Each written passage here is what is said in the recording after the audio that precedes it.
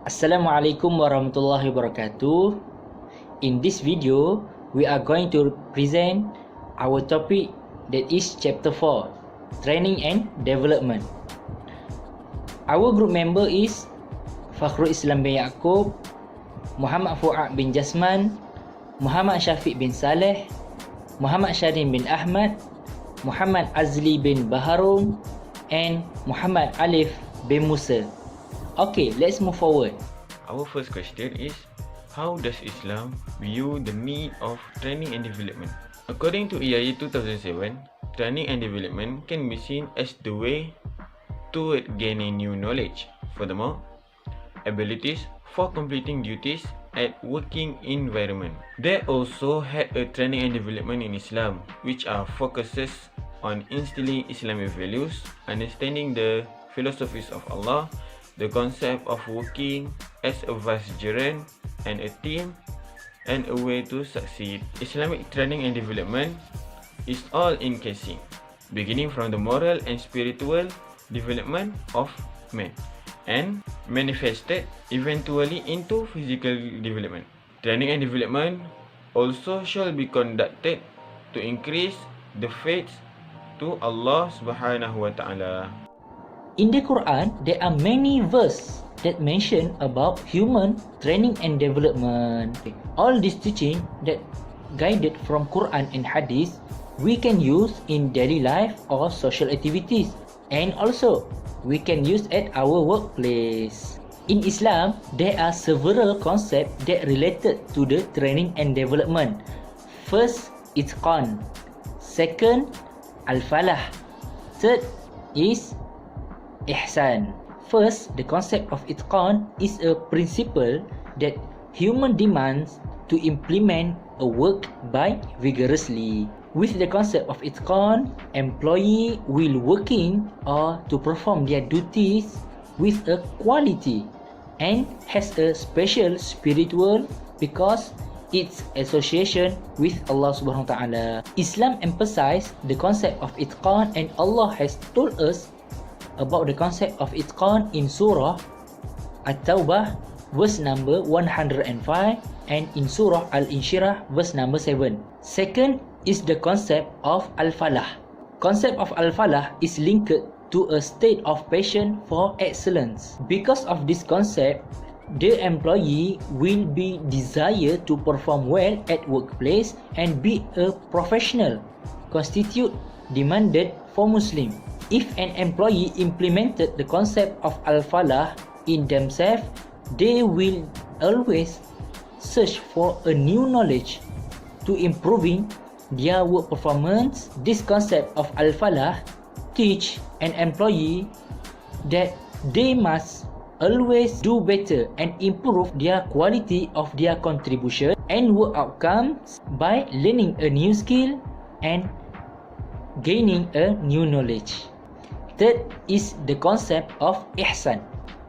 The concept of ihsan are focused on the occupation and spiritual obligation that are linked with each other.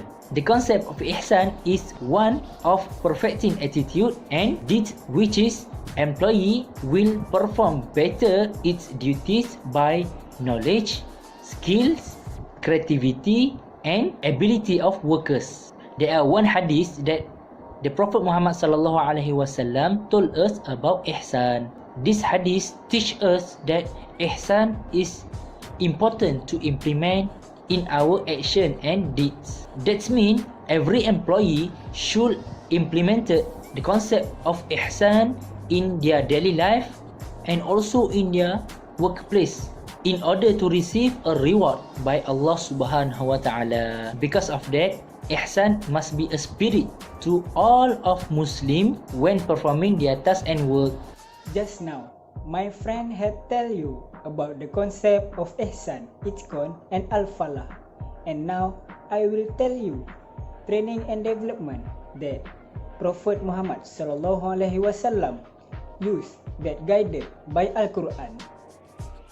The Prophet Muhammad sallallahu alaihi wasallam giving a physical example such as what to do on a situation, discussion using current event, giving a high morals and using concept of hope and fear, and also make competition to attain goodness.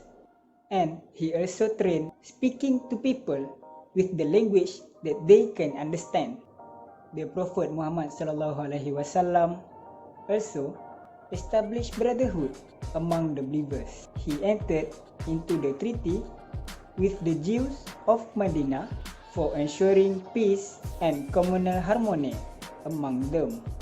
This treaty, known as the Treaty of Medina, which is the first of treaty among Muslims. The Prophet Muhammad sallallahu alaihi wasallam also encouraged training and development in eating habits and physical healthy. The Prophet Muhammad sallallahu alaihi wasallam encouraged the companions to prefer walk than ride the horse or camel. This is for the companions' physical fitness when they have to jihad. So now we can know what is the method that Prophet Muhammad sallallahu alaihi wasallam used to train the companions to be a good person in the organization and also in their life. Okay, now I will tell you about the Religious Training Center Medan. Firstly, their outline lesson is the teachers must improve their skills, obedience, and also be responsible with their duties, which is to give education to the students and have a better future in their life.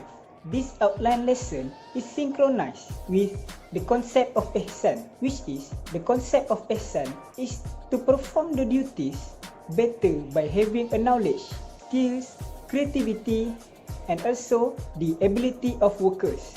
Secondly, the Religious Training Center Medan also provide the skills of basic tasks such as presentation, editing, and also other things that the teachers must do in their schools.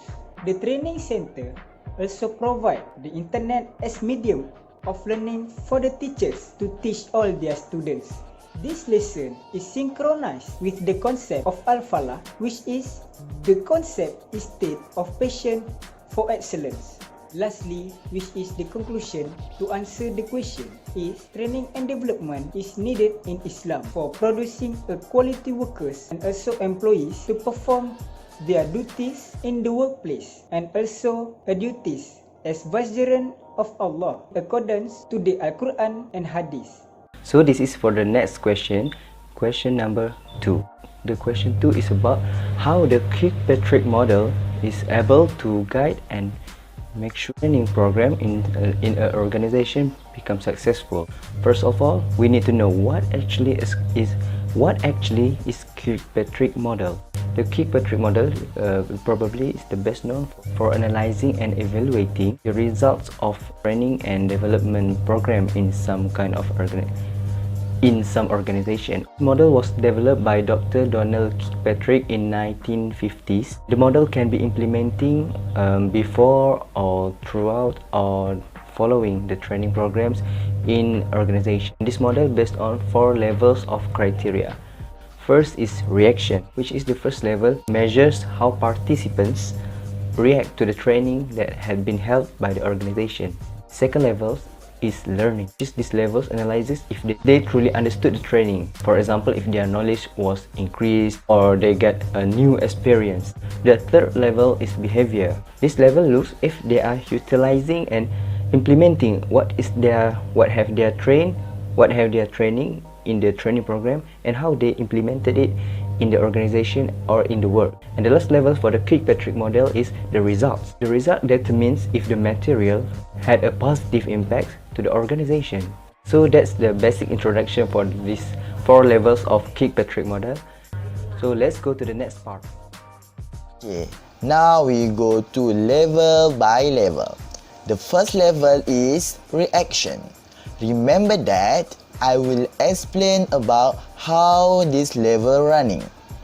On this level, we focus to measure those who participate in the program react to it. For easy to understand, we measure the participant felt about the training. what the value will be measured. On this level, we measure about customer satisfaction. It is important not only to get reaction, but to get positive reaction. Measurement can be evaluated through this. First, valuable feedback. Second, react the trainees. Third, reaction sheet.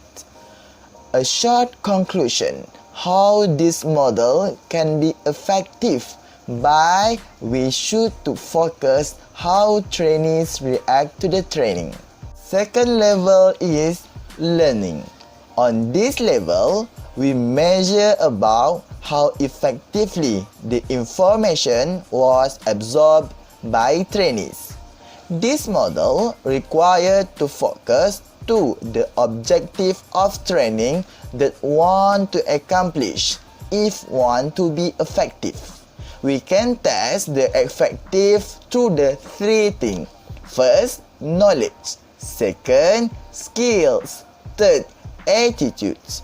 On this level yet, learning will be measured through first, the skill that one.